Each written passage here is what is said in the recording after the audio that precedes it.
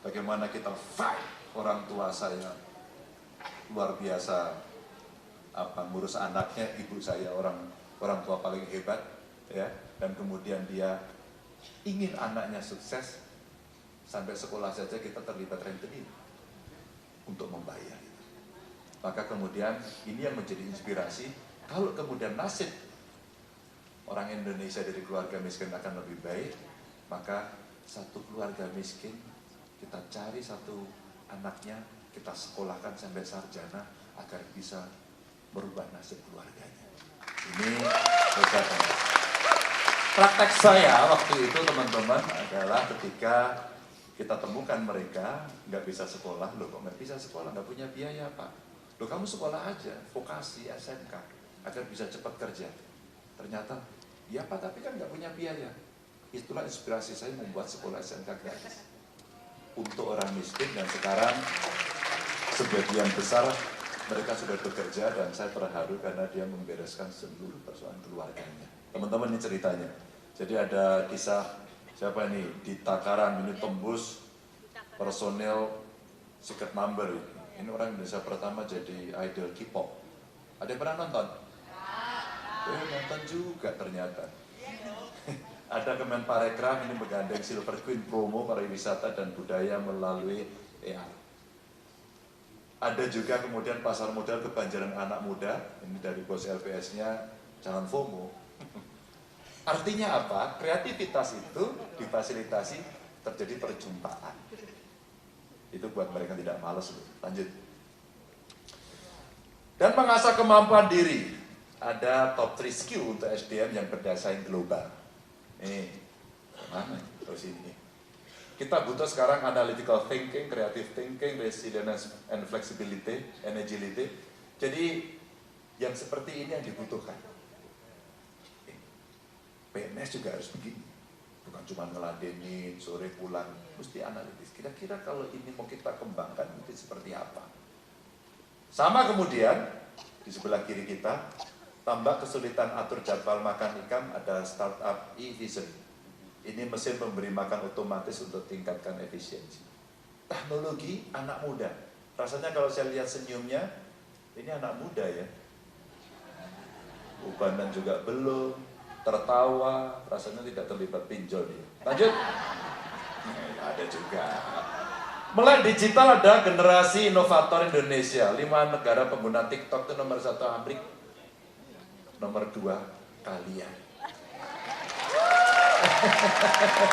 Kok tepuk tangan? Ternyata ngaku juga ya. Ini apa namanya data-data yang ada.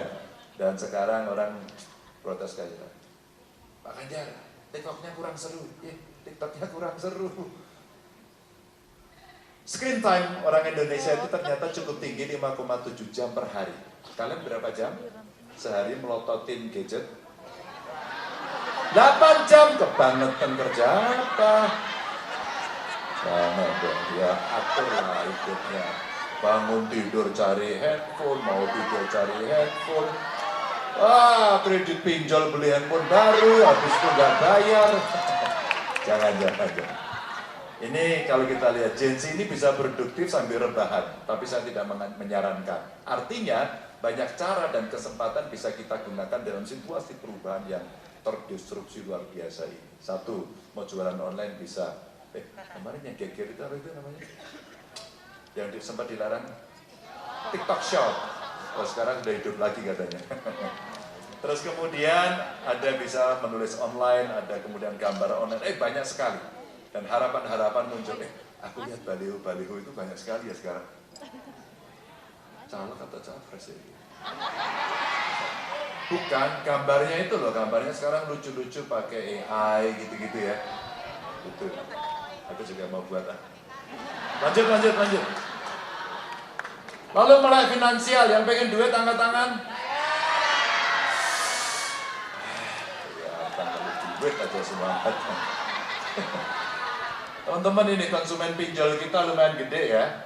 Konsumen pinjol kita itu anak muda usia 19 sampai 24. Kalian ya? Hati-hati. Akhir hidup pemuda Kediri gantung diri gara terlibat pinjol.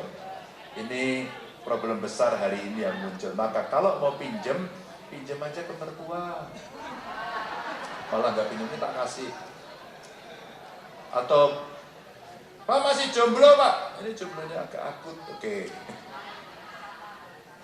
Pinjem ke lembaga keuangan yang kredibel, maka butuh literasi keuangan, ya. Dan kalau kita lihat di sebelah sini, ini teman-teman, katakan tidak pada pinjol ilegal. Oh, kayak kampanye zaman dulu, katakan tidak. Ini cuan bermanfaat bukan untuk happy sesaat. Maka lebih dari 60% pinjol digunakan untuk kredit konsumtif. Ada apa ini? Oh menit ya udah mau habis. Nah 60% untuk konsumtif apa? Beli gadget terbaru, baju ngetren, tiket konser. Ada yang kemarin ketipu konser yang masuk TV? Ada yang beli tiketnya terus kemudian nggak bisa nonton konser?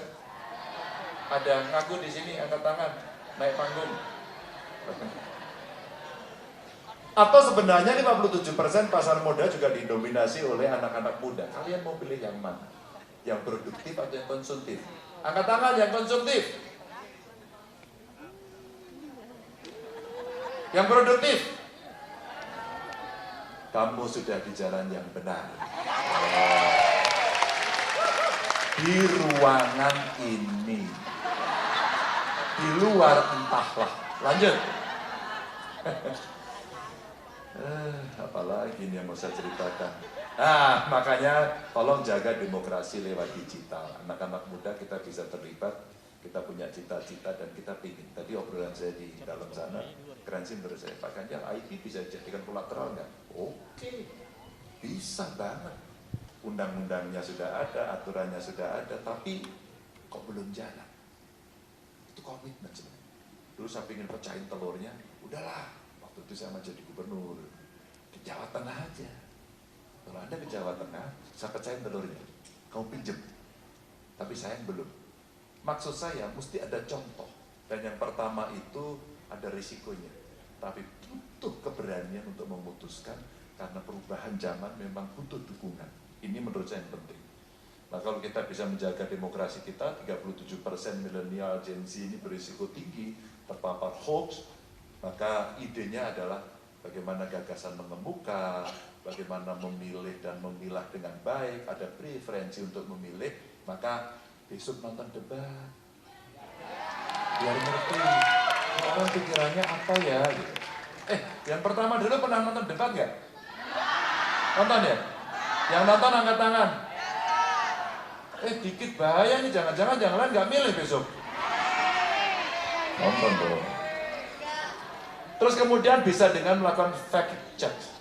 Apa? Lihat rekam jejak, baca kembali sejarah. Agar ketika kemudian memilih, ini omongannya benar nggak ya? Konsepnya bagus tapi bisa dilaksanakan apa enggak ya? Evidence based, buktinya apa? Maka melihat rekam jejak itu penting. Tapi teman-teman, politik itu 5 tahunan. Ya kadang-kadang berteman, kadang-kadang menjadi lawan. Tapi tolong yang sifatnya menyakiti hati orang dengan identitas. Jangan deh. Kita butuh bersatu kok. Jangan lah ya. Kelompok kita yang paling benar jangan deh gitu ya. Black campaign lebih baik negatif campaign. Black campaign itu hoax. Kalau negatif itu nurunin skor nggak Bapak? Apa Ganjar waktu Anda jadi gubernur nggak sukses? Oke. Kita suksesin besok. Karena mesti ada datanya, ada perbandingannya. Dan ini memilih untuk masa depan ini bukan hanya untuk sekarang. Kita ingin menjemput ke 2045 tadi. Lanjut. Ya, mana lagi nih. Maka teman-teman, kita mesti berdikari dan berdaulat. Mesti ada perlindungan intellectual property dan data pribadi. Maka jangan mudah di-share-share. Negara mesti melakukan, membangun sistem security agar kemudian data pribadi menjadi aman. 2, wajib rupiah untuk investasi dan transaksi. Beberapa negara sudah melakukan ini.